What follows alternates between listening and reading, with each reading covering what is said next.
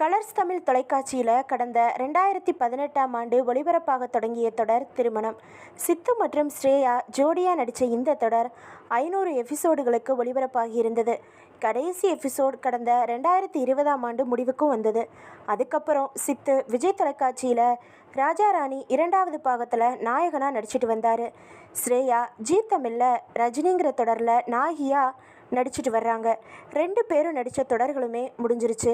திருமணம் தொடரில் நடிக்கும்போது சித்து மற்றும் ஸ்ரேயா இடையே காதல் ஏற்பட 2 பேரும் பெற்றோர்கள் சம்மதத்தோட கல்யாணம் செஞ்சுக்கிட்டாங்க. அதுக்கப்புறம் சொந்தமாக யூடியூப் பக்கம் திறந்து அதில் வீடியோக்களை பதிவிட்ட வண்ணம் இருந்தனர். இந்த நிலையில் 2 பேரும் ஒன்றா புதிய தொடர் ஒன்றில் நடிக்க கமிட் ஆகியிருக்காங்க. ஜீ தமிழில் ஒளிபரப்பாகிற இந்த தொடரை இப்போது கானா சீரியலை தயாரித்துட்டு வர்ற யாத்ரா மீடியா தான் தயாரிக்க இருக்குது. இப்போது இந்த புதிய சீரியலோட ப்ரொமோ ஷூட் நடந்திருக்கிறதா சொல்லப்படுது.